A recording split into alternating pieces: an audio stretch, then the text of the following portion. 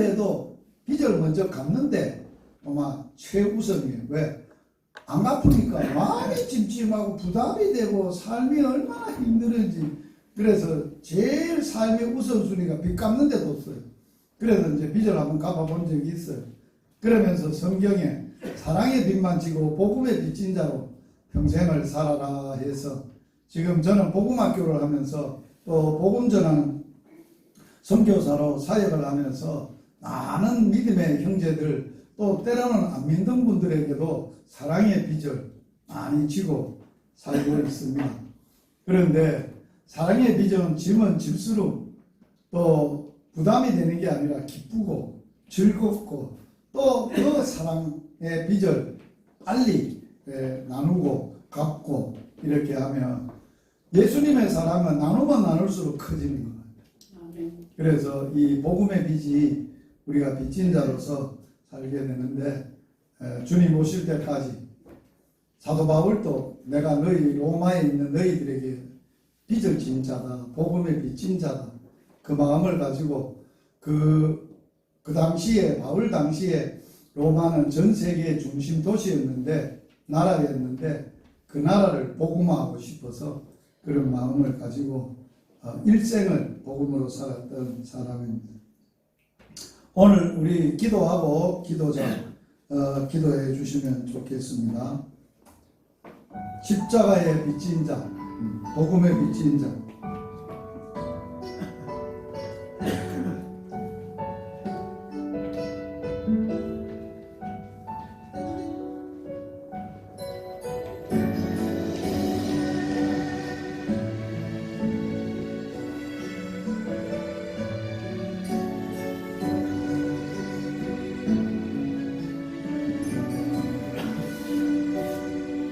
지극히 작은 자 죄인 중에 예수 무익한 날 부르셔서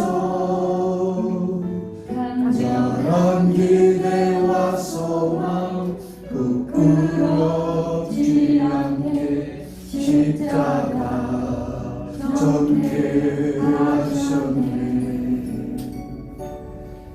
너희든지 하리라 주 위에 서라며 나는 전하리 십자가 내 몸에 맨 십자가 그 보혈의 양이 온 세상 채울 때까지 나도 주를 위해 죽어도 주를 위해 살아주라. 나 주의 공 십자가의 능력 십자가의 소망 내 안에 주가 사시는 것.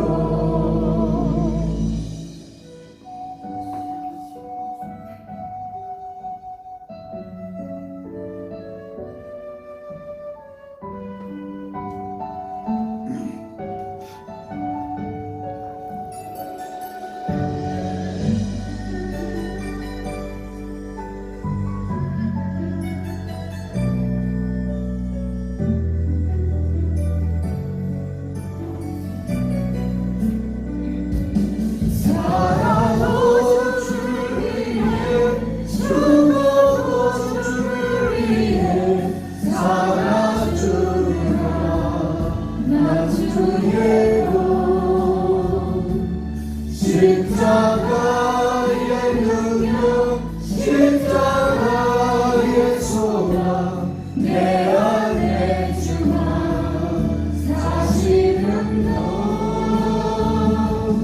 살아도 주를 위해 죽어도 주를 위해 살아주나.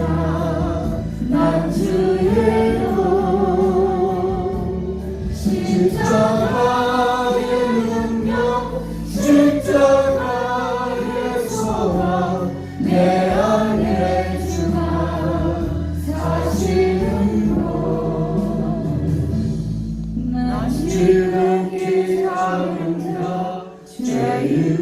등에 예수 무익한 날 부르셔서 간절한 기대와 소망 부끄럽지 않게 십자가 져게 하셨네. 내 사랑 나의 십자가.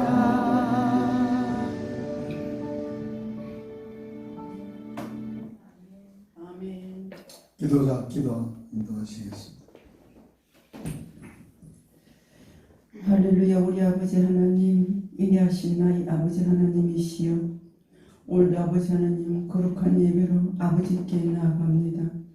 아버지 하나님, 이 교회를 사랑하사 또 아버지 하나님 정신 우리 김유식 목사님을 통하여 선교 복음을 전하게 하여 주시니 하나님의 놀라우신 은혜인 줄 믿습니다. 저희 하옥교회를 사랑하신 우리 하나님이시여, 아버지 하나님, 저희들의 마음에 이제 아버지 사조관에 했던 모든 복음이 저희들 가슴팍에 아버지 하나님 쌓이고, 또 아버지 하나님 저희들 예수님을 뜨겁게 만나는 놀라운 역사가 일어나서 예전에 저희들이 아닌 새 사람으로 예수님 안에서 거듭나는 삶을 살아갈 수 있도록 인도하여 주시옵소서. 자나깨나 오직 하나님 말씀을 붙들고 살아가는 저희들이 다 되게 하여 주시옵소서.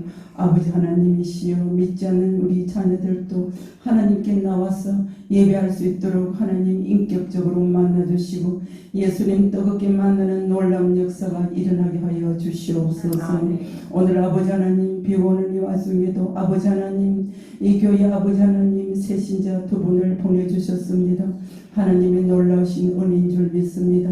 아버지 하나님 이분들을 통하여 하나님 역사가 일어나게 하여 주시고 심령을 강하게 다듬어 주시고 친히 만나 위로해 주시고 아버지와 병든 영혼을 아버지여 건져 주시고 우리 주 예수님의 보혈의 손으로 십자가에 그 못 박힌 조국 아버지의 손으로 머리에서 발끝까지 구슬구슬 어루만져 주시고 위로해 주시옵소서. 아버지 아픈 모든 육신을 곰쳐 회복시켜 주시옵소서. 모든 것이 하나님의 은임을 알게 하여 주시옵소서. 아버지 오늘 발걸음이 아버지 하나님을 헛되지 않게 하여 주시옵소서. 아버지 새신자 정동건 아버지여 이분을 붙들어 주시고 은혜 세워 주소서. 이 걸음을 통하여 하나님께 영광 드러낼 수 있도록 하나님 도와주시옵소서. 주여 또 아버지 하나님 우리 옆집사의 아버지 하나님 오빠 친정 오빠 이희광씨 아버지 하나님 그 먼 데까지 우리 집사가 아버지 아침에 가서 모시고 오셨습니다. 아버지 하나님 이 딸 불쌍히 여겨주시고 그 오빠에 대한 간절한 소망이 이루어질 수 있도록 아버지 역사하여 주시옵소서. 아멘. 아버지여 그 아버지 하나님 병든 그 육신을 아버지만이 하실 수 있습니다. 이 세상 누구도 의사도 각오로도 할 수 없는 그 아버지 하나님 병든 그 육신을 온전히 아버지께서 기적의 역사가 일어나서 오늘 고침의 역사가 회복의 역사가 일어날 수 있도록 도와주시옵소서. 이 복음이 이 땅에 아버지여 헛되지 않게 하여 주시옵소서. 사주간에 받은 이 복음이 저희들 가슴에 헛된 일이 되지 않도록 도와주시옵소서. 오늘도 살게 있어서 역사하시는 길이요 진리요 생명이신 우리 주 예수님의 이름으로 감사드리며 기도드리옵나이다. 아멘.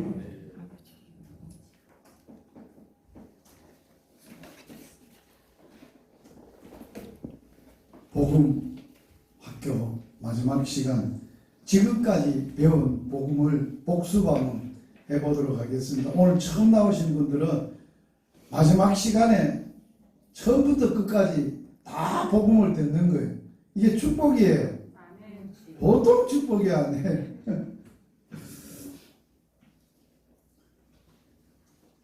제1과 우리가 공부한 게 뭐였습니까? 복음이란 무엇인가?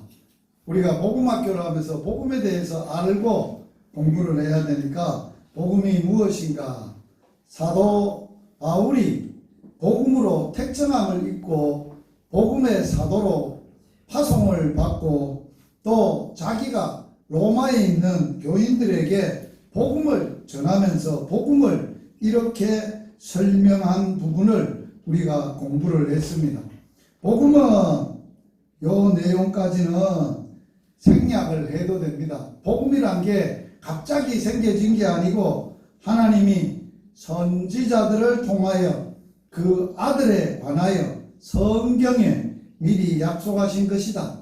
그 아들에 관하여 말한다면 육신으로는 다윗의 혈통에서 나섰고 성결의 영으로는 죽은 자들 가운데 부활하사 능력으로 하나님의 아들로 선포되셨으니 곧 우리 주 예수는 그리스도이시라. 따라서 합시다. 복음은 예수는 그리스도시다. 아멘. 이게 복음이에요. 자, 이 땅에 가장 좋은 소식이 하나님이 천사를 통해서 전했는데 오늘 다윗의 동네에 구주가 나셨으니 곧 예수 그리스도 주심이라. 그리스도가 오셨다는 거예요. 예수님의 오심을 가장 좋은 소식이라고, 이 땅에 가장 좋은 백성들이 받아야 될 선물이라고 가르쳐주고 전해준 거예요. 자, 제2과 두 번째 공부입니다. 제2과는 그러면 예수님이 그리스도신데 예수님은 실제적으로 어떤 분이신가? 우리가 누구를 믿는다라고 할 때 그분이 어떤 분이기 때문에 내가 그분을 믿는다 그래야 돼요. 그냥 막연하게 믿는다 그러는 건 아니잖아요. 우리가 예수님을 믿잖아요. 그런데 예수님을 왜 믿습니까? 이런 분이기 때문에 믿습니다는 거예요. 그래서 예수님이 집도 버리고 직장도 버리고 자녀들도 다 버리고 예수님만 따라다녔던 제자들이 있어요. 이제 3년째가 되어 가들 쯤에 예수님이 궁금하신 거예요. 이 양반들이 집도 버리고 부모도 버리고 직장도 버리고 나를 따라다닌 세월이 3년이 다 돼 가는데 도대체 이 제자들은 나를 누구로 알고 따라다닐까 궁금하셨어요. 그래서 질문한 게 있어요. 너희는 나를 누구라고 하느냐? 그게 복음학교의 두 번째 하나님이 우리에게 하신 질문이에요. 자, 그 질문에 대해서 우리가 예수님은 어떤 분이라고 베드로가 고백하냐? 베드로가 이렇게 고백을 했어요. 같이 읽어봅니다. 시몬 베드로가 대답하여 이르시되 주는 그리스도시요 살아계신 하나님의 아들이십니다. 바요나 시몬이 옛날 이름이거든요. 베드로는 예수님이 지준 이름이고, 그러면서 옛날 이름도 불러요. 시몬 베드로 너 나 누구라고 해? 그때 시몬 베드로가 예수님은 주님이십니다. 왕, 주인, 그리스도십니다. 구원자, 살아계신 하나님의 아들이십니다. 살아계신 하나님 아들 하나님이십니다. 자, 두 손 펴고 가슴에 손을 얹고 저를 따라서 합니다. 예수님은 나의 주인이시며 왕이십니다. 예수님은 나를 죄에서 죽음에서 사탄의 권세에서 지옥에서 구원해 주신 구세주이십니다. 그리스도이십니다. 예수님은 나의 살아계신 하나님이십니다. 아멘. 이게 예수님을 고백하는 거예요. 이렇게 고백했더니만은 예수님이 들으시고, 야 바요나 시몬아, 이거 너 안 거 사람이 아니야. 지식도 아니야. 네가 배워서 안 게 아니야. 하늘에 계신 내 아버지가 너에게 알려주신 것이다. 따라서 합시다. 믿음은 하나님이 나에게 알려주셔야 알고 믿는 거다. 그게 믿음이에요.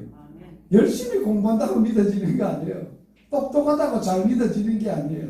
하나님이 오셔서 마음을 여시고 우리의 눈을 여시고 영혼을 여셔서 야 이거야, 이게 진리야, 이게 믿음이야, 이게 나야, 하나님이야, 이런 분이 그리스도야 알려줘야 아는 거예요. 그게 믿음이다.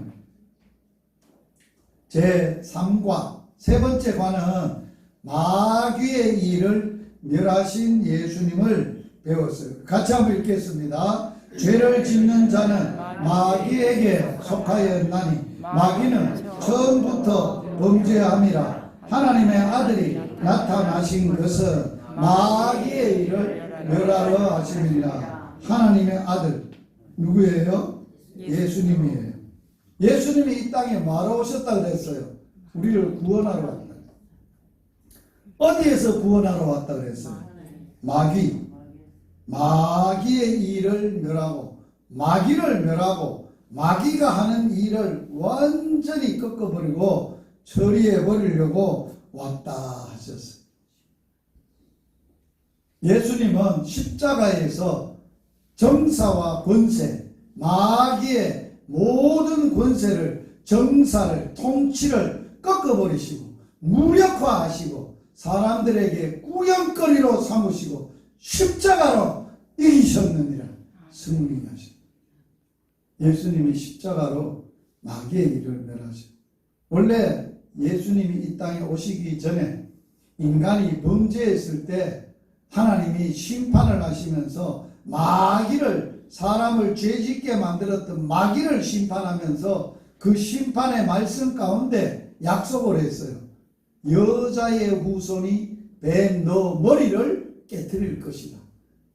너는 여자의 후손의 발꿈치를 상하게 할 것이다.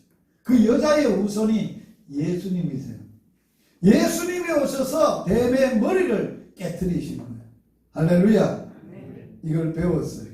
그런데 중요한 거, 여러분들 이 과를 배우면서 기억해야 될 게 있어요. 마귀가 우리를 죄짓도록 다스릴 때 우리 속에 뭐를 지배하고 다스렸다고 했어요? 생각.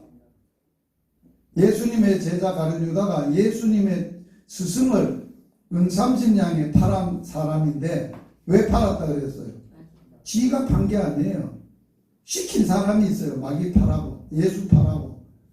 가룟 유다의 마음에 예수 팔아라는 생각을 마귀가 집어넣었다.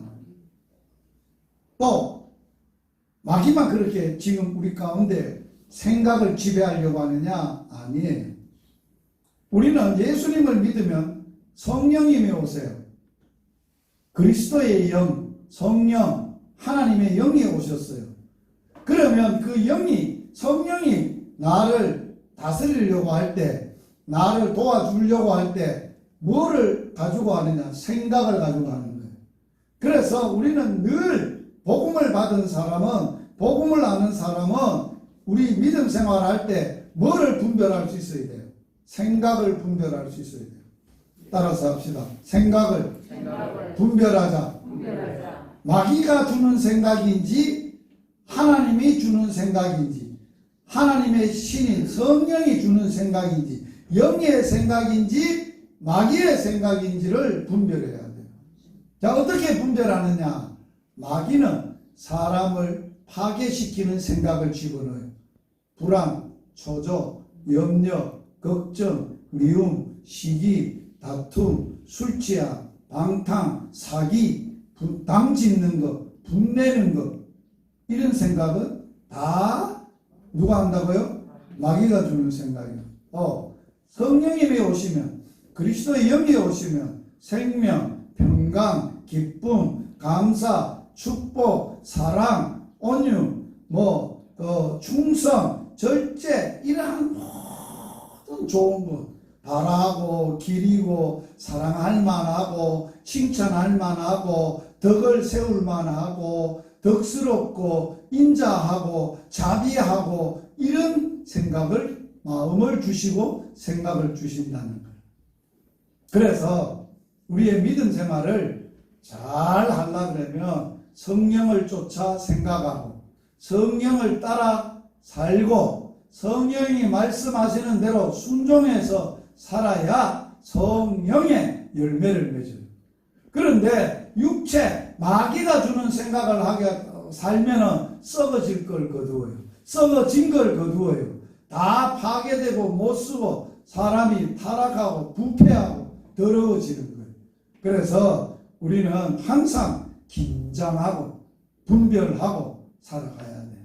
그런데 분별도 쉽고 살아가기도 쉬운데 뭐가 제일 어려우냐? 성령님이 말씀하실 때 느낌을 주고 감정을 주고 우리 속에 생각을 역사하게 하고 우리에게 말씀하실 때 아멘 성령님 순종할게요 해서 순종이 어려워요. 따라서 합시다. 믿음은 하나님의 말씀에 순종하는 것. 말씀을 믿으면 그대로 하는 거예요. 안 되는 건 아니라 그대로 하면 믿음대로 되는 거예요. 말씀대로 되는 거예요. 하나님의 말씀대로 되리라고 믿는 자는 복이 있도다 그랬어요.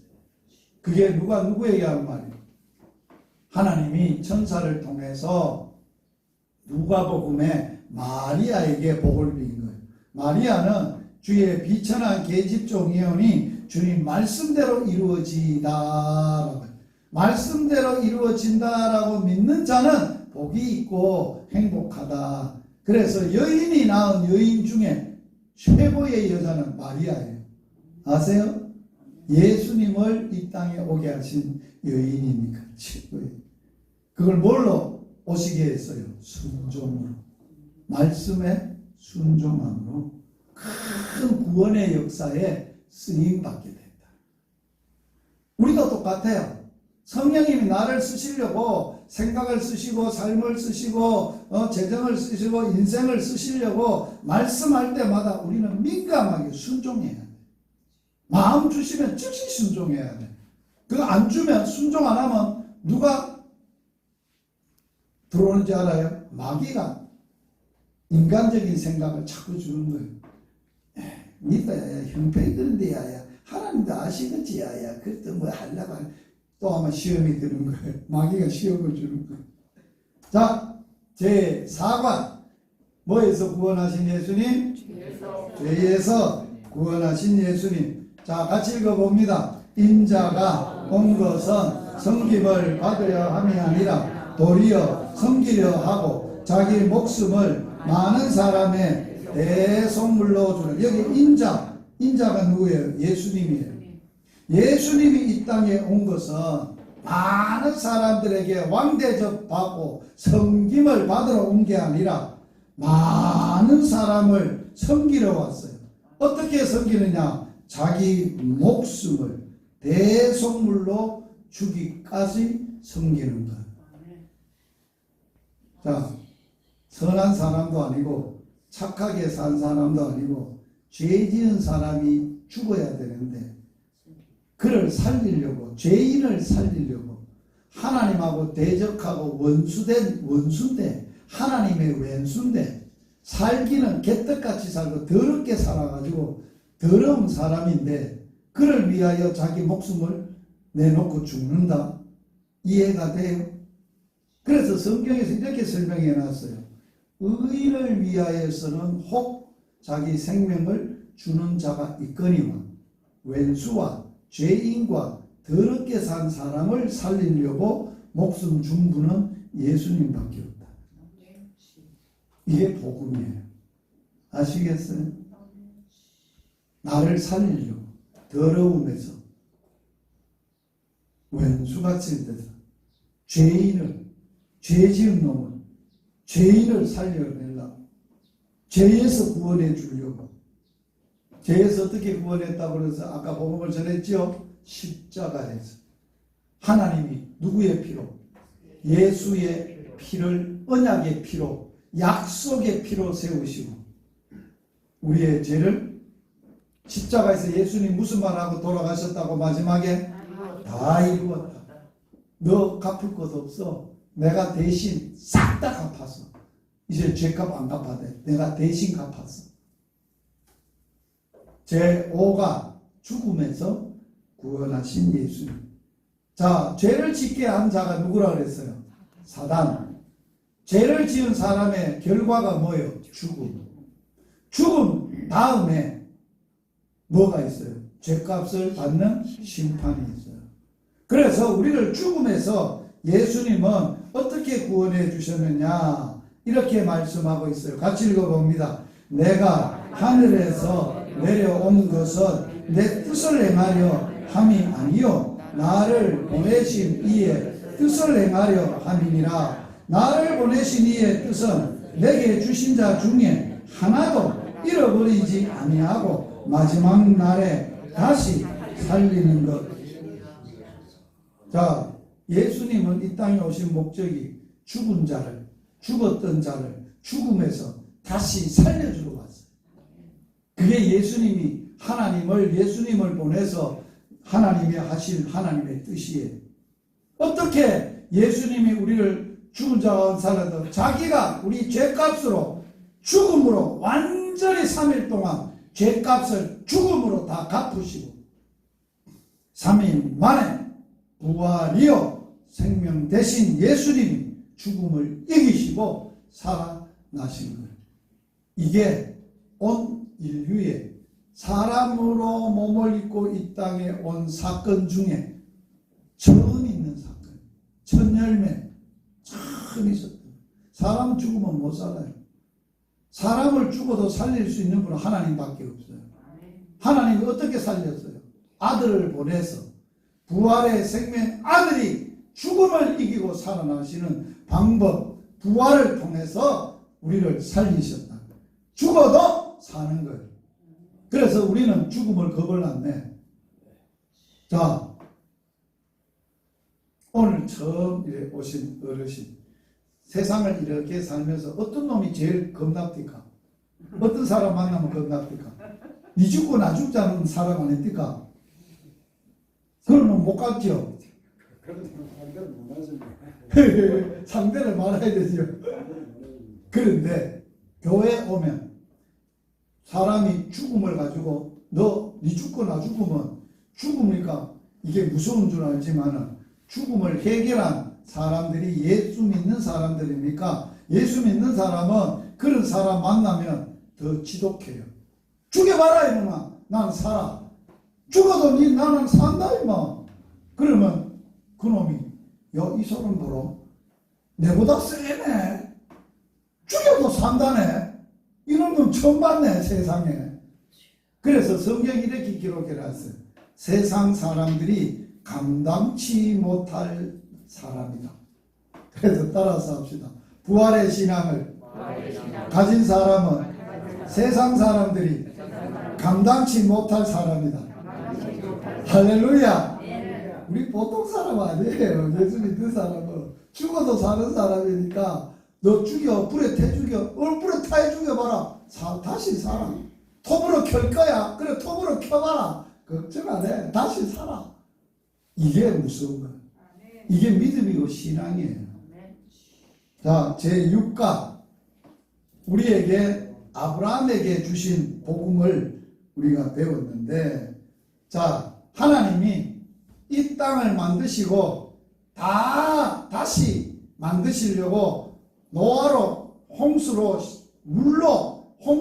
다 세상을 쓸어버렸다가 노아의 세 자식을 통해서 다시 나라를 세우려고 했는데 그 자식들이 더 악한 짓을 해서 막판에 마지막으로 이제 하나님이 이 땅에 하나님의 나라를 세우시기로 결정하고 누구를 찾아갔다고요? 아브라함을 찾아갔다. 아브라함. 노아의 후손 가운데 아브라함은 노아의 후손이 셋이에요. 함이라는 아들이에요. 그 다음에 야벳, 그 다음에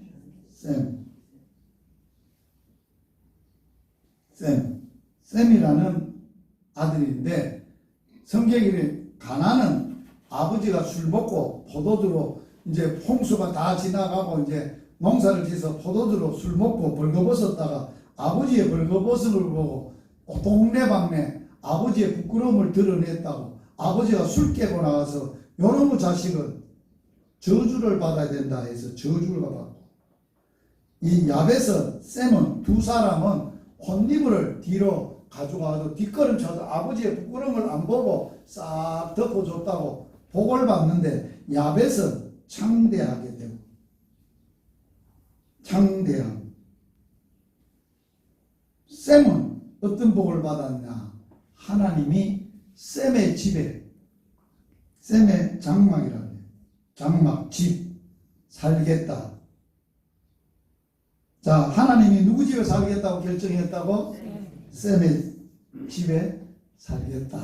그래서 셈의 집에 사시면서 그 집안에 셈의 족속 가운데 보니까 아브라함이라는 사람을 찾아갔어. 그래서 하나님이 복음을 전해줬어.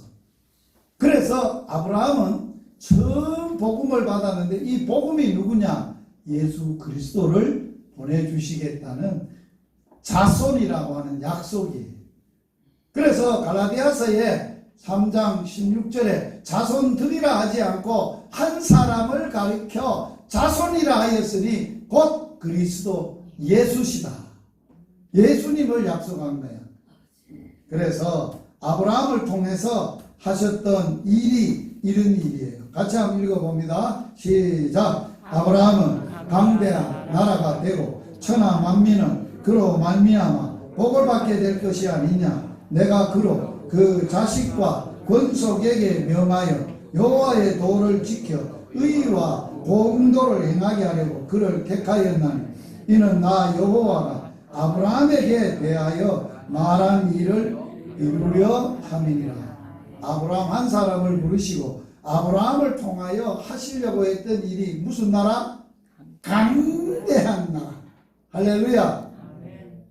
천하 만민들이 이 땅에 사는 모든 사람이 아브라함으로 말미암아 복을 받고 그리고 아브라함과 그의 자식과 그의 권속이 하나님의 말씀에 순종하는 의로운 나라를 세우려고 하나님이 내가 세우겠다 했어. 그러므로 한번 따라서 합시다.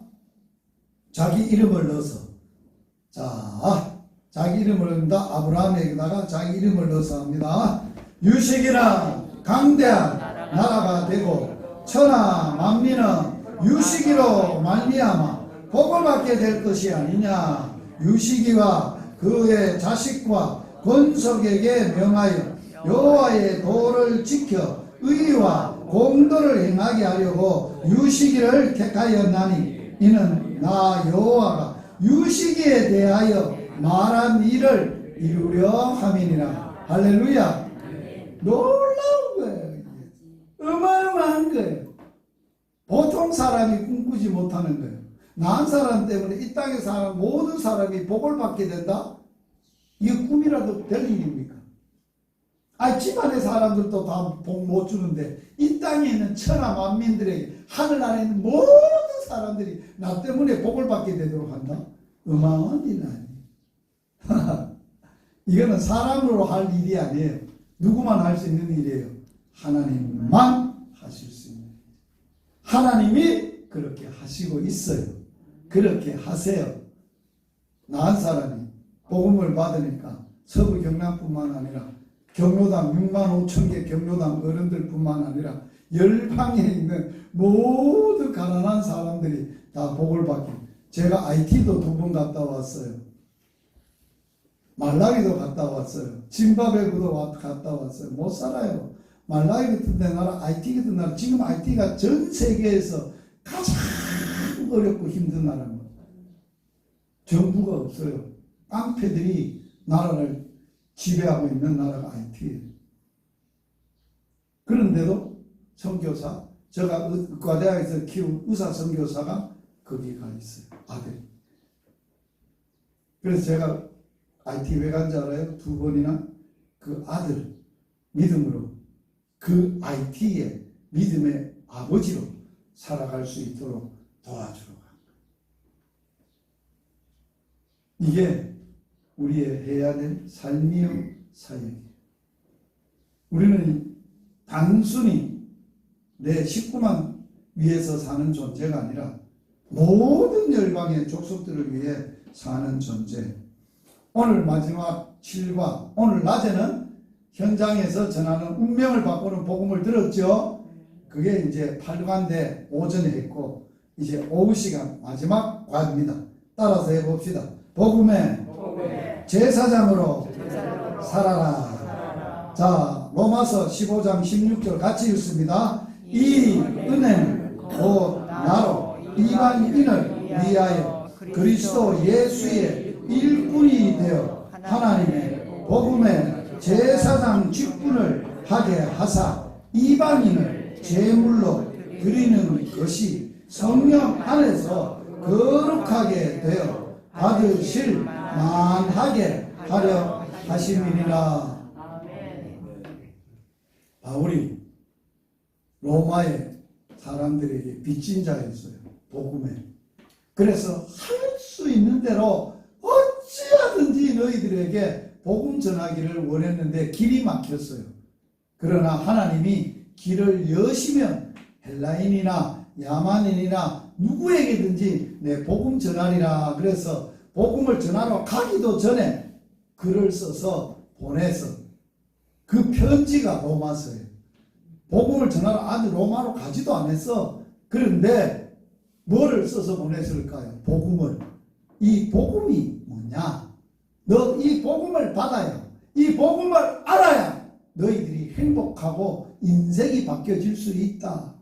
그걸 가르친 거예요. 그래서 복음에는 로마서 1장 17절에 복음에는 하나님의 의가 나타나서 믿는 모든 자에게 하나님의 구원의 능력이 되시니. 할렐루야. 따라서 합시다. 복음은 하나님의 의요 구원의 능력이라. 하나님의 지혜라. 아멘. 이게 복음이에요. 그걸 써서 설명을 쫙 한 거예요. 그래서 로마서 8장에 오면 그러므로 이제는 누구든지 그리스도 예수 안에 있으면 정죄함이 없나니 그리스도 예수 안에 있는 생명의 성령의 법이 너희를 죄와 사망과 죽음과 저주에서 사탄에서 해방시키셨습니다. 이게 복음이에요. 해방시키다. 그래서 이제 유대인들에만 있는 게 아니다. 아직도 예수 모르는 자들도 이 복음으로 구원받는다. 그게 이제 9장부터 11장까지 그 복음의 내용을 써놨어. 그리고 12장부터 이 복음을 받은 사람은 이제는 예수답게 하나님의 사람처럼 섬기면서 살아야 된다라고 하면서 이제 마지막 장이 16장인데 마지막 장이 끝나는 쯤에 바울이 뭐를 지금 설명하고 있느냐. 자기가 받았던 하나님으로부터 받았던 은혜를 나누는 거예요. 이 은혜는 뭘까요? 자기가 받은 복음의 은혜. 우리는 복음의 은혜를 알아요. 사도 바울이 복음에 받았던 은혜가 뭔가? 자,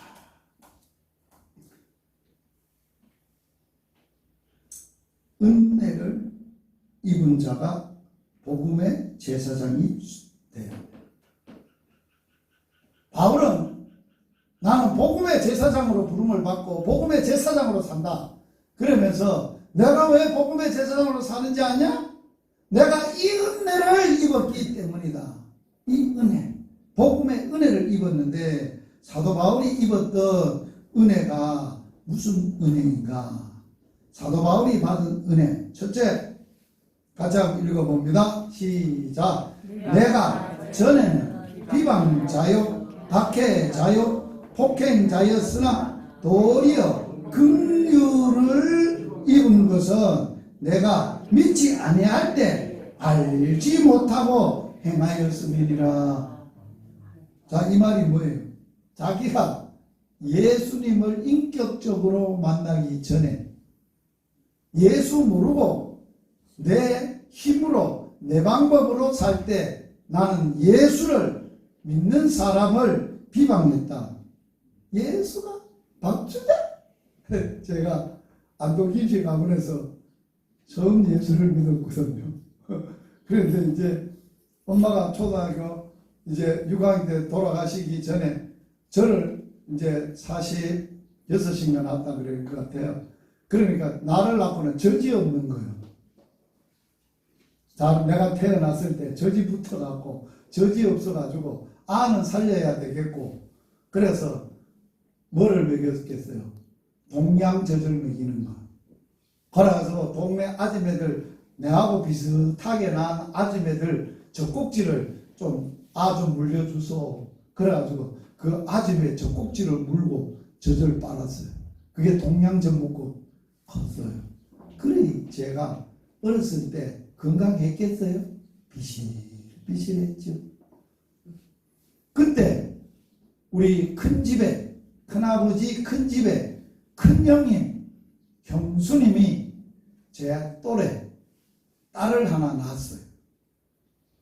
그래가지고 같이 이제 형수가 우리 엄마하고 저를 낳아놓고 그래가지고 아버지가 제일 이물은 사람이 젖 먹일 수 있는 사람이 누구예요? 사촌 형수예요.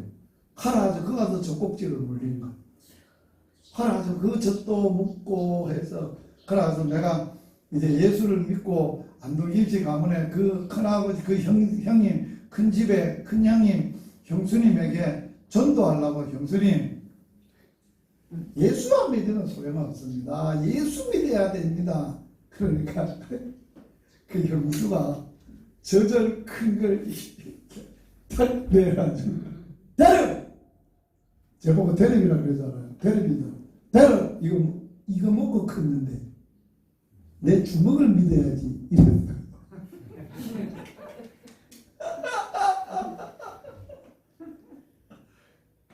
그랬던 그 형수가 암이 들어서 결국 제가 88년도에 고향을 떠나 나오면서 서부 경남으로 오면서 하나님 앞에 소원을 했어요.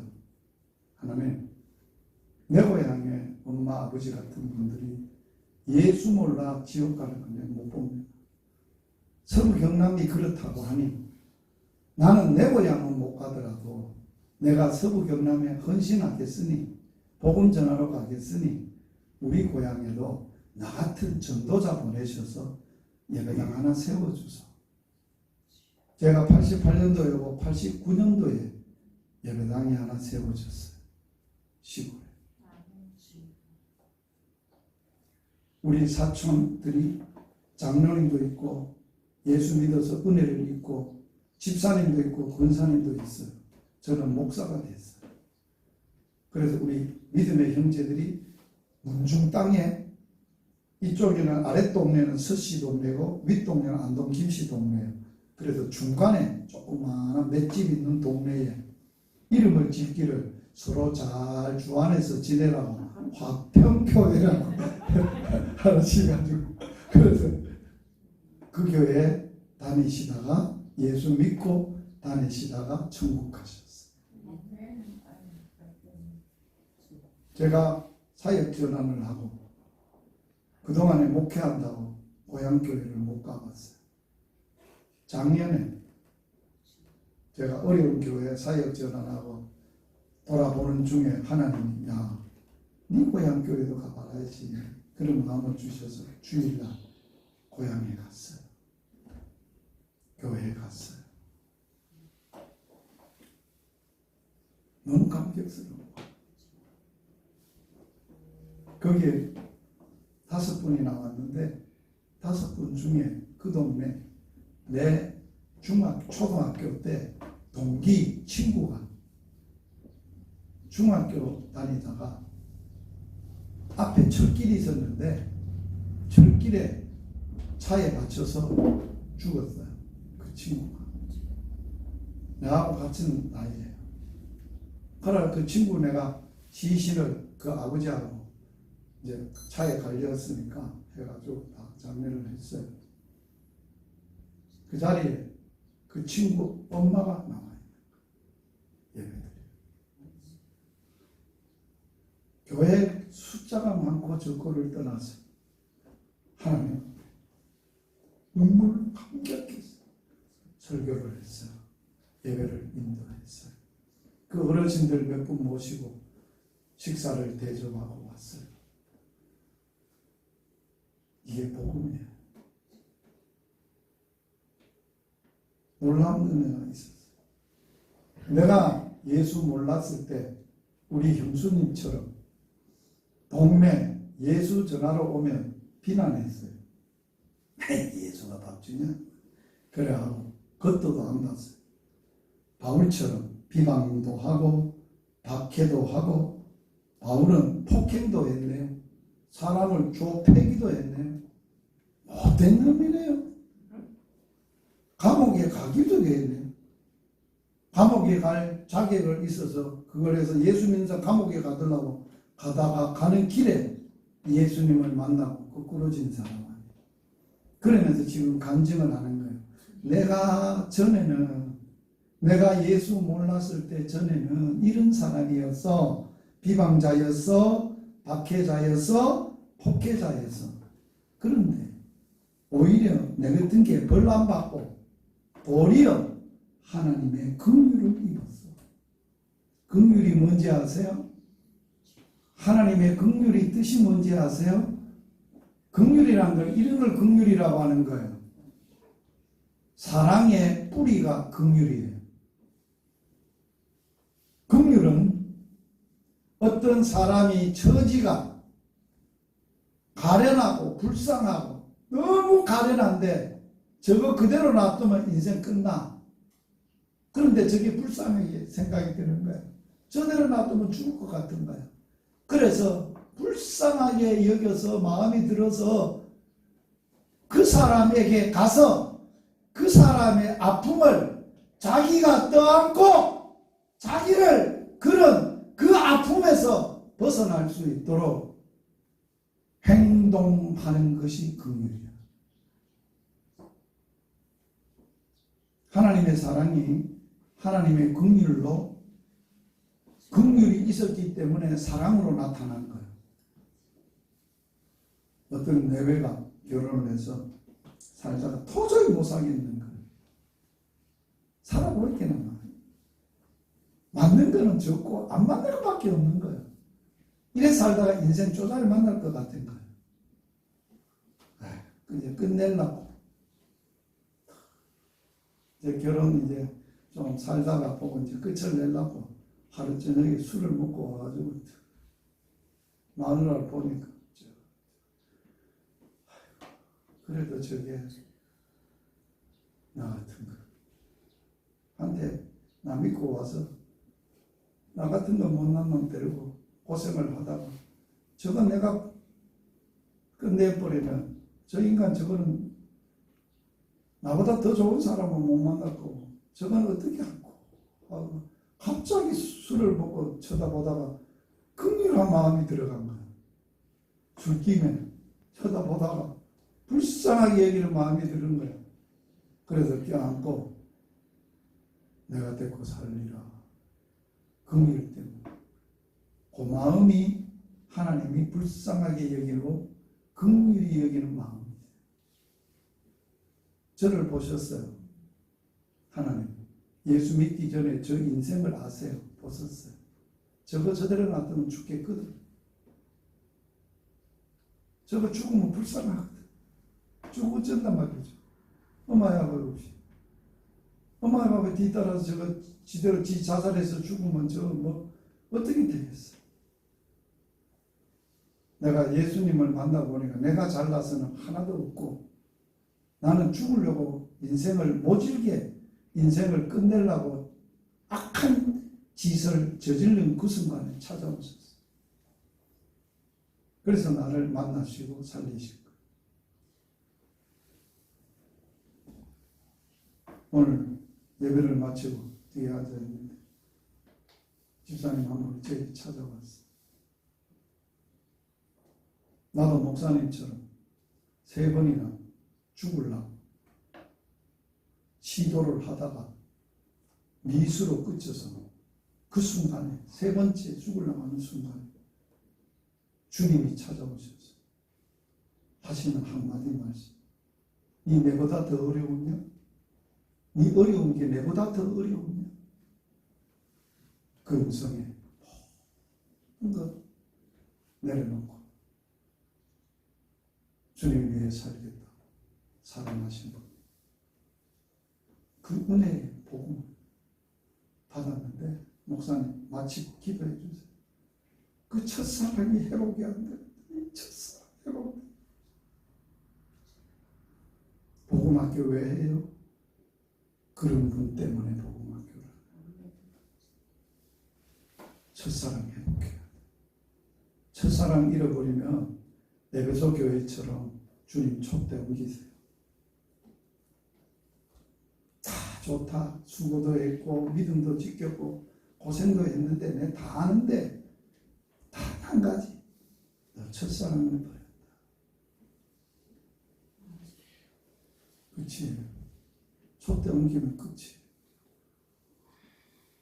바울은 그 첫사랑 때문에 거기에 꽂혀가지고 하나님의 긍휼 때문에 그러면서 내가 왜 그러한 긍휼을 받았는고 이유를 이는 내가 믿지 아니할 때 내가 예수 몰랐고 믿지 않았을 때 내가 했던 것은 내가 알지 못해서 했던 일이다. 하나님 예수님이 십자가에 달려서 마지막 처음 기도가 뭐예요? 아빠 저들을 용서해 주세요. 자기를 죽이는 사람을 놓고 저 용서해 주세요. 저들이야 하는 일을 저들이 몰라서 그럽니다. 알지 못해서 그럽니다. 아빠 용서해 주세요. 이게 하나님의 용서와 하나님의 긍휼이에요. 그 은혜를 입은 사람이에요. 그래서 이렇게 계속해서 고백합니다. 디모데전서 1장 14절에 같이 읽습니다. 우리 주의 은혜가 그리스도 예수 안에 있는 믿음과 사랑과 함께 넘치도록 풍성했다. 이 은혜가 나를 긍휼을 입은 까닭, 긍휼히 여기심과 그 사랑과 하나님이 나 같은 걸 붙잡으시고 살리신 이 은혜가 믿음과 사랑과 함께 나에게 넘쳐나고 넘치는 은혜를 입은 것. 은혜의 빚진 자요, 긍휼의 빚진 자요, 사랑의 빚진 자요, 복음의 빚진 자. 그래서 그는 이렇게 고백합니다. 같이 읽습니다. 미쁘다 모든 사람이 받을 만한 말이요 그리스도 예수께서 죄인을 구원하시려고 세상에 임하셨도다 하였도다. 죄인 중에 내가 예수님은 이 땅에 잘나고 똑똑하고 착하고 거룩하게 사는 사람 부르러 온 게 아니에요. 그 사람 칭찬해 주러 온 게 아니에요. 그 사람이 죄인인데 그 죄에서 구원해 주시는 구원해 주. 죄인을 구원하려고 오셨어요. 그 죄를 구원하시는데 어떻게 구원했다고요? 죄값을 자기가 받고 걸머지고 담당하고 그 죄값을 가지고 십자가 위에서 그 죄값에 대한 하나님의 공의의 심판을 자기가 십자가 위에서 받으시고 인간의 죄를 하나님은 깨끗한 예수 피로 정결케 하고 해결하리라. 아빠 저들 몰라서 그래요. 용서해 주세요. 내가 다 갚았어요. 그리고 죽으셨어요. 내가 다 갚았어요. 내가 다 해결했어요. 그러면서 그 은혜를 입었던 복음의 은혜를 입었던 그가 내가 죄인 중에 괴수가 뭐예요? 대빵이라는 거예요. 최고로 악하고 나보다 더 큰 죄를 지은 사람은 없다는 거예요. 내가 죄인 중에 최고의 악한 두목이라는 거예요. 죄인의 두목이라는 거예요. 죄인의 두목도 살려줬는데 우리는 쫄개인데 우리는 뭐 아무것도 아니죠. 바울은 그런 고백을 하면서 이렇게 고백을 합니다. 같이 읽습니다. 그러나 내가 긍휼을 입은 까닭은 예수 그리스도께서 내게 먼저 오래 참으사 보이사 후에 주를 믿어 영생 얻을 자에게 본이 되게 하여 하십니다. 가슴이 하잖아요. 바울이 내가 긍휼을 입은 까닭을 설명을 하잖아요. 예수님이 나를 두고 오래 참았다잖아요. 괴수는 벌써 처리를 해야 될 텐데 처리하지 않고 참으시고, 왜 참았느냐? 후에 주님을 믿어 영생 얻는 사람의, 이런 사람도 구원받아서 영생 얻어서 본보기가 되게 하려. 따라서 합시다. 나는 구원의 본보기요 영생의 본보기다. 본이 뭐예요? 본이 뭐예요? 다 그대로 된다는 말, 그대로 따라서 한다는 거예요. 붕어빵 틀에는 뭐만 나와요? 붕어빵만 나와요. 틀이 붕어빵이에요. 그게 본이라는 거예요. 본. 내가 예수 믿는 사람의 본이 돼야 된다는 거예요. 나보면 예수 안 믿을 사람 아무도 없다는 거예요. 다 믿고도 남는다는 거예요. 내가 이렇게 악한 놈이었는데 이런 은혜에 넘치는 긍휼을 입고 어마어마한 사랑에 빚진 자인데 이것보다 더한 게 있어? 그러니까 앞으로 나도 예수 믿어서 긍휼을 입었는데 당신은 입고도 남아. 그게 본보기가 되게 하죠. 그러면서 오늘 바울은 우리에게 말씀합니다.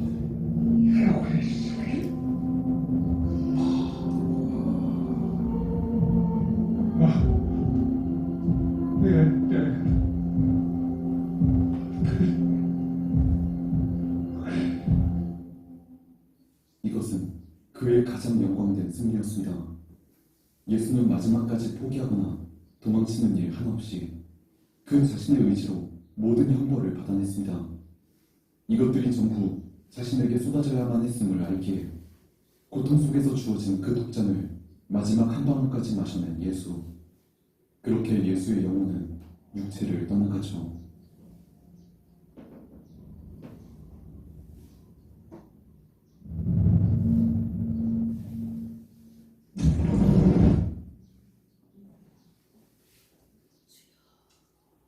보셨어요? 나 살리려고 마지막에 몸부림치는 그분의 모든 십자가의 아픔 우리에게 값없이 은혜로 쏟아부으세요. 그래서 이 십자가는 예수 그리스도께서 나를 하나님의 아들로 십자가 위에서 자기 몸을 찢고 살을 찢고 피를 쏟아서 나를 하나님의 자녀로 낳으신 예수님의 은혜. 이 은혜. 그래서 우리가 축도할 때 제일 먼저 하는 게 뭐예요? 예수 그리스도의 은혜와. 은혜는 하나님의 긍휼과 사랑이 예수 그리스도의 십자가의 그 놀라운 은혜 가운데 다 나타나죠. 그것을 축도하고 나서 그 다음에는 두 번째로 하는 게 뭐예요? 하나님의 사랑과. 하나님의 사랑이 이처럼 하나님이 우리를 사랑하사 독생자를 주셨으니 이는 누구든지 예수 믿는 자는 멸망치 않고 영생을 얻게 하려나.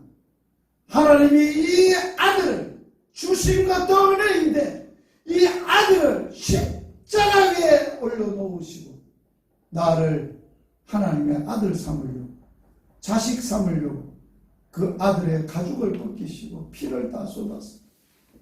그 은혜로, 그분의 은혜로 우리가 하나님의 자녀가 되게 하고 이 은혜를 입은 자가 복음의 제사장으로 살아요. 이 은혜를 모르는 사람은, 이 은혜를 입지 않는 사람은 복음의 제사장으로 살지 못해요. 살 수 없어요. 우리는 제사장인데 무슨 제사장? 뭐의 제사장이라고요? 따라서 하세요. 나는 복음의 제사장으로 부름을 받았다.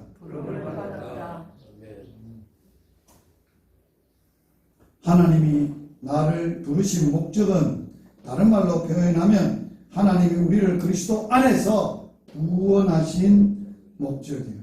십자가를 통하여 죽음과 사망의 권세를 깨고 부활하심으로 살아나셔서 우리를 대신해서 모든 것을 갚으시고 사단과 죄와 죽음과 저주를 해결하시고 구원해 주신 목적입니다.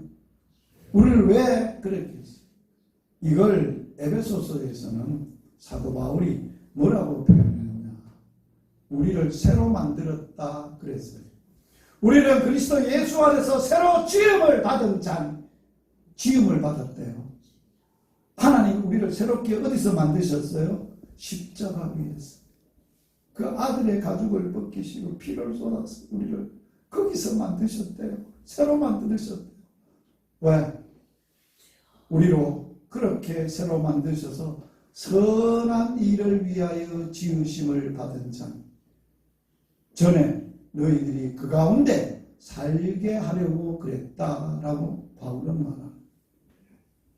그러므로 이스라엘 백성들을 430년 동안 애굽에서 종살이 하다가 하나님이 그 백성을 구원하신 목적이에요. 그것이 영적 구원이라고 하는 거예요. 구약시대 때는 이스라엘을 430년 동안 죄악에서 구원하신 목적을 기억했어요. 같이 읽어봅니다. 나의 애국 사람에게 어떻게 행하였음과 내가 어떻게 독수리 날개로 너희를 업어 내게로 인도하였음을 너희가 보았느니라. 세계가 다 내게 속하였나니 너희가 내 말을 잘 듣고 내 언약을 지키면 너희는 열국 중에서 내 소유가 되겠고 너희가 내게 대하여 제사장 나라가 되며 할렐루야 거룩한 백성이 되리라.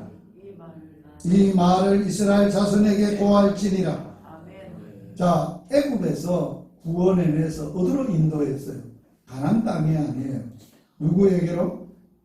하나님에게로.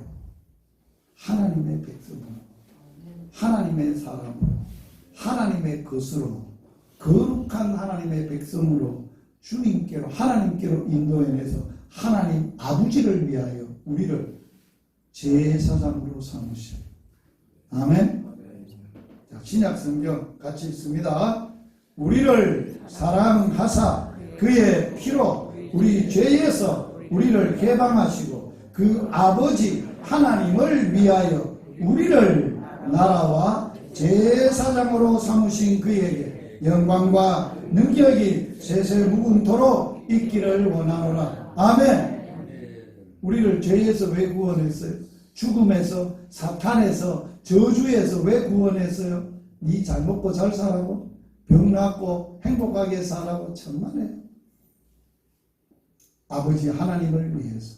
그대들도 나처럼 예수님은 영원한 대제사장이고 예수 믿는 너희는 이 땅에 제사장으로 살아라. 내가 복음을 주러 왔어. 너희들에게 복음을 줘서 너희를 살렸으니 너희들도 나처럼 복음의 제사장으로 살아라. 복음의 제사장의 직분으로 바울처럼 살아가는 거예요. 이 은혜를 받은 것은 이방인들을 복음으로 말미암아 구원하기 위하여 나에게 예수 그리스도의 일꾼으로서 복음의 제사장 직분을 주셔서 안 믿는 이방인들을 성령 안에서 복음 전해서 거룩하게 되어 그 영혼을 하나님 앞에 올려드리는 것이라. 복음의 제사장은 뭐 하는 거예요? 복음 전해서 한 영혼이라도 성령 안에서 거룩하게 돼서 하나님 앞에 제물로 갖다 바칠 열매로 내 믿음의 인생의 열매로 갖다 바칠 거룩한 제사장의 삶을 살아가는 거예요. 여러분 지금까지 믿음 생활하면서 영혼 얼마를 갖다 바쳤습니까? 성령 안에서 거룩하게 된 영혼을 몇 분이나 갖다 바쳤습니까? 그거 없으면 우리는 직무유기로 믿음 생활하다 주신 복만 받고 복음만 누리다가 주님 앞에 가면 매 맞아요. 종아리 걷어요. 매나 맞아요. 그래서 바울은 복음에 대해서 말씀을 하면서 이렇게 우리에게 호소하고 있어요. 빌립보서 1장 27절 너희라고 할 때 공은 자기 이름을 넣어서 읽습니다. 오직 너희는 유식이는 그리스도 복음에 합당하게 생활하라. 어디에 합당하게 살라고? 복음에. 누구의 복음? 그리스도 복음에 합당하게 살아. 아멘. 복음학교 했는데 하고 끝나고 나서는 끝이야. 막 행사로 끝이 났어. 복음하고는 아무런 상관없어. 그냥 열심히 또 사는 거야. 그러면 하나님이 야! 복음학교 했는데 복음 그리스도의 복음에 합당하게 살아야 되지. 여기에 합당하게 산다는 말이 뭘까요? 합당하게 행하라. 합당하게 산다는 의미는 무슨 뜻이라고? 잘 뭐한다? 어울린다. 잘 맞다 라는 뜻이에요. 자 봅시다. 지금 여러분들의 입은 옷이 여러분들의 체격이나 여러분들의 얼굴 색깔이나 여러분들의 나이나 여러분들에게 잘 어울립니까? 잘 맞습니까? 자, 제가 입은 옷이 지금 내가 입고 있는 이 옷이 복음의 제사장으로 선교사로 복음 전하는 선교사로 잘 어울립니까? 내가 만약에 요런 것 안 입고 빨간 것 입고 빨간 토시를 딱 해놓으면 아, 저 사람은 목사가 아니라 제비족 같네? 그럴 거라고. 안 맞아. 자기가 살고 사역하고 일하는 것과 옷도 맞아야 되고 살아가는 삶의 모습도 맞아야 돼. 저 사람은 천수한 예수 사람이야. 예수같이 사는 사람이야. 그래야 예수님의 이름에 합당하게 사는 거예요. 저 사람 교회는 따르는데 예수라고 믿는다고 하는데 예수 냄새가 안 나. 말하는데도 안 나고 냄새 안 나고 노는 것도 그렇고 사는 것도 그렇고 예수하고는 상관없는 사람인 것 같아. 그러면 합당하지 않는 거예요. 저도 예수 믿기 전에 중학교 2학년 때부터 고등학교 2학년까지 술 많이 먹고 놀러 잘 다니고 춤도 추고 노래도 한가닥 했던 양반이에요. 그렇게 생겼잖아요. 그죠? 안 그러신가 본데 그랬어요. 그런데 예수님 고등학교 2학년 때 만나고 헷가닥 변했어. 그래서 전에 같이 놀았던 친구를 하나도 없어졌어. 왜? 친구가 자동으로 떨어지지 뭐. 저들하고 안 나오니까. 그래도 새로운 친구가 생겼는데 예수 안에서 주님 안에서 진짜로 너무나 옛날 친구하고 비교가 안 될 만큼 좋은 복음의 친구가 생겼어. 할렐루야.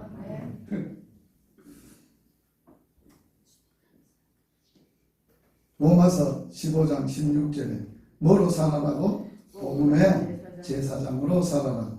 복음의 제사장 직분은 뭐하는 직분이냐? 오늘 본문에 설명을 해놨어요.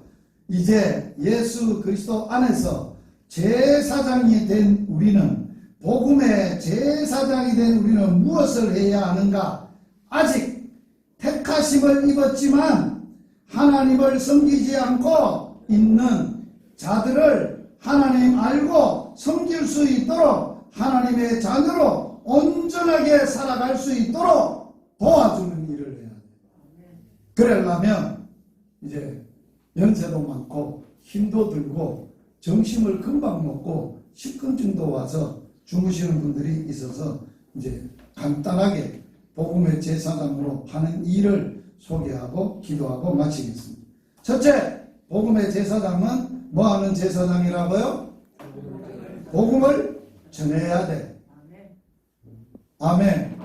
성령이 너에게 임하시면 너희가 권능을 받아서 예루살렘, 온 유다, 사마리아 땅 끝까지 이르러 내 증인이 되리라. 아멘. 사도 바울은 디모데에게, 아들에게 복음으로 낳은 아들이, 야, 너 때가 어떤지 못 어떤지 상황이 어떠하든지 항상 힘쓰는데 복음의 직무, 전도자의 직무를 다하라. 여러분, 목사만 저 복음 전하는 거 아니에요. 선교사만 복음 전하는 거 아니에요. 따라서 합시다. 복음 전하는 일은 은사가 아니라 사명이다. 사명이에요. 여러분은 은사로 교회를 봉사하지만 은사로 주신 게 아니에요. 예수님이 이 땅에 오셔서 복음 사역을 이루시고 이 땅을 떠나가시면서 마지막 사명으로, 유언으로 너희는 온 천하 만민들에게 다니며 복음을 전하라. 사명이에요, 사명. 자, 두 번째, 복음을 전하기만 하면 되는 게 아니고 뭐를 해야 돼? 복음을 가르치고 뭐 한다고? 살도록, 지키도록 해야 된다. 아멘. 자, 세 번째, 뭐를 해야 돼? 복음을 듣고 지키고 믿어 순종하는 자들을 힘있게 굳건하게 세워주는 일을 해야 된다. 그 일이 복음학교에서 하는 일이에요. 네 번째, 뭐를 해야 돼? 또 다른 사람을 뭐 해야 돼? 키워야 돼. 다른 사람을 또 전도할 수 있도록 도와줘야 돼. 자, 교인들, 교회 다니는 교인들 통계를 내보니까 예수를 참 만나서 1년에서 5년까지는 전도를 제일 많이 하고 5년 넘어서 10년은 한두 명 할까 말까고 20년 되면 아도 못 낳아. 이제는 늙어가지고. 그러면 안 된다는 거예요. 이거는 해가 갈수록 연조가 많아질수록 알을 잘 낳아야 돼. 복음으로. 복음의 아들 잘 낳아야 돼. 아멘. 양육하고 키우고 키우는 게 쉬운 일입니까? 굉장히 어렵습니다. 우리 아들 큰아들 5명 아를 낳아가지고 신대원 다니다가 하나 놓으면 한 해 휴학. 왜? 아빠가 있어야 될 시간에 아빠가 있어야 되지 없으면 평생 아이한테 아버지로서 노릇 못한다고. 학교 다니는 것보다 휴학하는 게 낫다 그래서 휴학하는 거예요. 또 하나 놓으니까 또 휴학. 또 하나 놓으니까 또 휴학. 아직도 신대원 졸업도 못하고 있어. 다른 친구는 다 목사 다 됐어. 그렇다고 하나님이 왜 이놈아 너 아가 중요하냐? 목사 되는 게 중요하지 그럴 것 같아요? 아니에요. 아들이 저한테 상의를 했어요. 아빠 내 마음이 이런데 어쩌면 좋아요? 아버지의 마음이다. 너 하나님 아빠의 너 진짜 아빠의 마음이다. 아빠의 마음대로 해라. 그렇게 했더니만은 그 아들의 앞길을 하나님 아빠가 다 인도하십니다. 책임지십니다. 5번째, 뭐 해야 돼? 사람은 키우고 돌보고 전하고 양육하고 이렇게 돌봐주지만은 뭐는 못해? 하나님의 자녀가 되고 열매를 맺고 하나님 앞에 드려질 거룩한 게 되는 일은 내가 못해. 누가 하냐? 성령 안에서. 성령님만 하세요. 그래서 제가 전도하고 나면 다시 이곳에 모여서 온 전도했던 영혼들을 두고 하나님 앞에 기도를 해요. 뭐라고 기도하는지 알아요? 하나님 아빠 오늘 복음 전하라 해서 내가 복음을 전했는데 지난 주간에 이번 주네요. 목요일날 금요일인가 목요일날 이 안에 평촌에 두 곳에 가서 금정마을하고 삼거 맨 처음에 삼거를 갈 때만 한 분 딱 계시더라고. 그래 아침에 이제 요 온다는데 아주 안 오시네. 아주 밥을 먹고 아와시오. 딴 데 갔다 오시면 내가 열심히 오라고 할 테니까 갔다 오이소. 그래가지고 또 그 윗동네 금정마을에 가서 하고 내려왔더니만 동네 사람 다 불렀어. 있는 사람. 그래 7명인가 8명이나 복음을 들었다. 얼마나 감격하고 감사했는지. 그래서 돌아와가지고 그 영혼들을 하나님께 올려드리면서 하나님, 우리는 예수님 만나게 하고 믿게 하고 거룩하게 하는 것은 우리는 못합니다. 성령님이 하셔야 될 일이니 주님 그 영혼을 만나 흔들어 주십시오. 거룩하게 해 주십시오. 예수 없으면 못 산다고 몸부림치며 살도록 도와주세요. 기도했어요. 기도한 대로 이루어질 줄 믿습니다. 기도합니다. 성령 안에서, 바울도 그래서 성령 안에서 거룩하게 되는 거예요. 하나님 앞에 드리는데 거룩한 걸 드려야 되지, 흠 있고 병신 같고 눈 멀었고 더러운 거 드리면 하나님 안 받아요. 깨끗한 것 드려요. 그걸 우리가 못해. 성령이면서.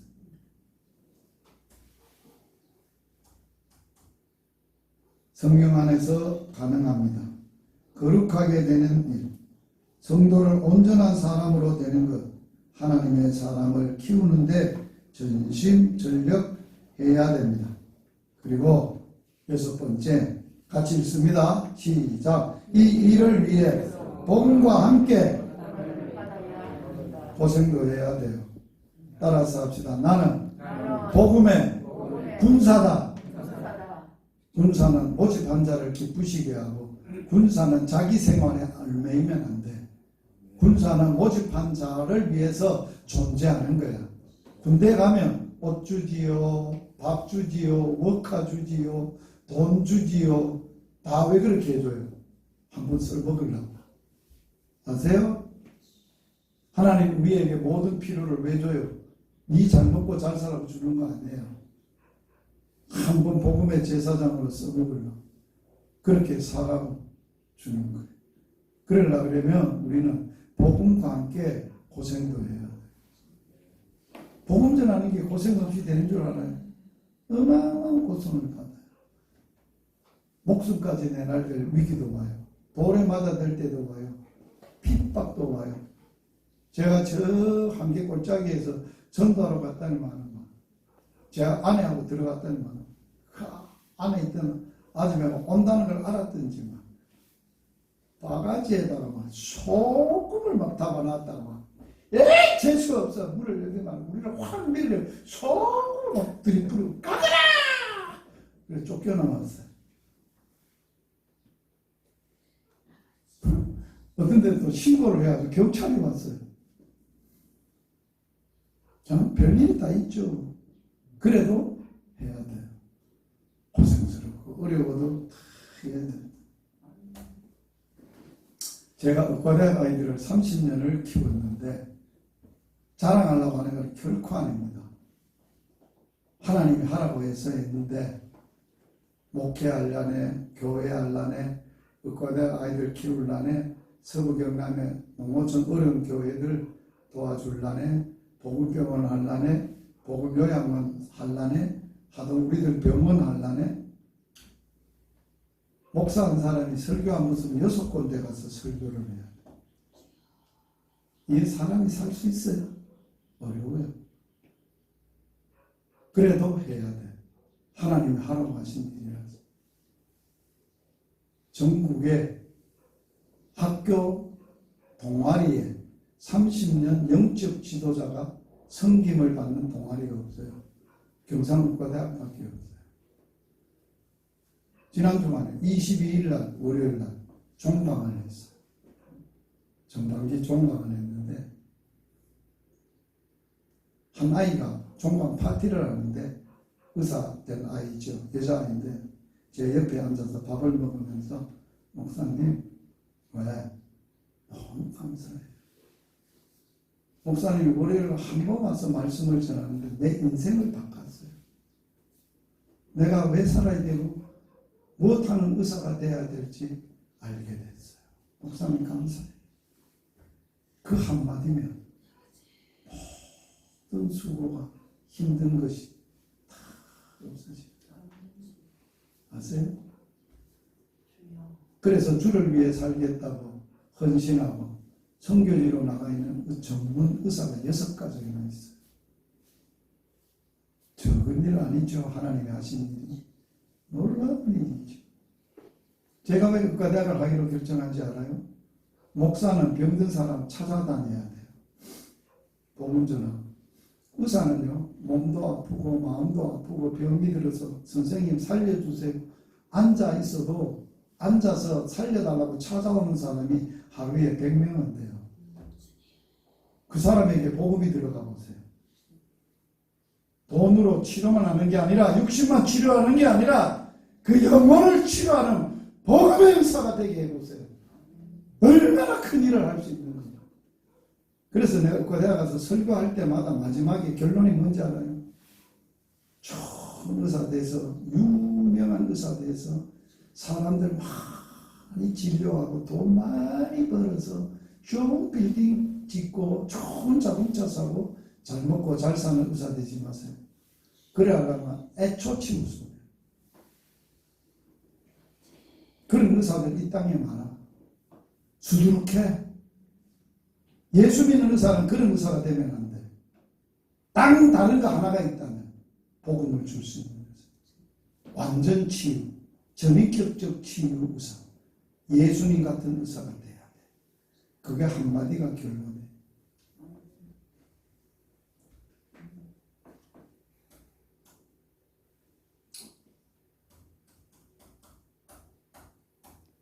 자, 마지막입니다. 이렇게 복음의 제사장으로 살게 되면 주님 강림하시고 오실 때, 주님 만났을 때 뭘 얻는다고요? 상을 얻는 거예요. 어떤 상급을 주느냐? 상급이 뭘까? 데살로니가전서 2장 19절에서 20절 같이 읽어봅니다. 우리의 소망이나 기쁨이나 자랑의 면류관이 무엇이냐? 그리스도 그의 강림하실 때에 우리 주 예수 앞에서 너희가 아니냐? 너희는 우리의 영광이요 기쁨이니라. 주님 오시는 그날 주님 앞에서 오늘 처음 교회에 와서 저를 통해서 복음을 받고 성령님 안에서 거룩하게 되셔서 주님 앞에 서는 그날 저를 천국에서 만나서 그대 감사하네. 내가 이 좋은 천국을 몰랐는데 이 좋은 천국을 내게 선물로 주신 분이 아닌가. 감사하네. 너무 감사하네. 그게 오늘 오신 두 분이 나의 면류관이요, 나의 상급이요, 나의 영광이요, 나의 기쁨. 경로당 전도하면 뭐가 보상이 있어요? 주는 것만 있죠. 희생하고 손해보고 아프고. 어떤 경로당에는 전도하러 갔다가 복음 주러 갔다가 쫓겨나요. 무식하게 말이야. 경로당에 노인의 회장 허락도 없이 누가 허락도 안 돼? 여기 와서 이런 짓 해? 나가! 그래 쫓겨났어요. 합천에서. 그래도 좋아. 그러나 그 가운데 한 영혼이라도 성령 안에서 거룩하게 돼서 복음을 받고 그날에 이 양반 내 경로당에서 이 양반 봐서 이 양반 보고 그렇게 천국 좋다 해서 천국에서 만납시다. 우리 마지막 인사가 손 들고 천국에서 만나요 이거거든요. 가난한 할매들이 얼마나 좋아하는지 우리 해봅시다. 자, 손 들어봅시다. 다 손을 들고.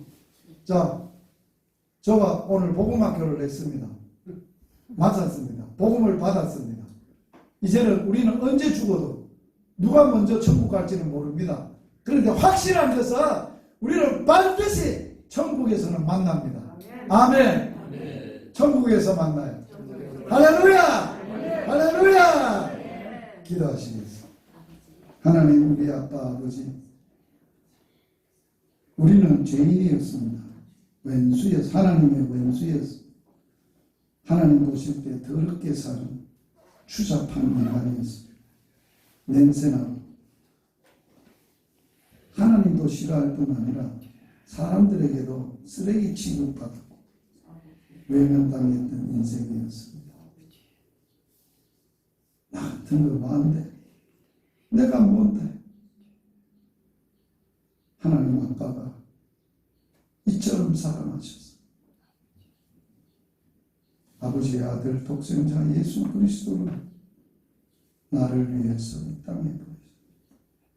내가 지은 죄악, 더러움, 원수, 그 다 죄악을 걸머지시고 십자가에서 살을 찢고 피를 쏟아서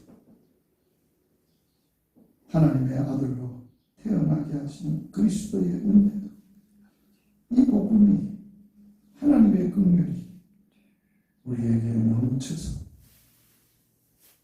이 땅에 살 때 먹고 살기 위해 사는 것도 아니고 잘 먹고 자살하고 사는 것도 아니고 남 부럽지 않게 떵떵대며 살려고 사는 것도 아니고 이제는 복음의 그 놀라움을 알았기에 복음의 사람으로 복음의 제사장 직무를 감당하며 살다가 복음의 빚진 자요 사랑의 빚진 자요 은혜와 긍휼의 빚진 자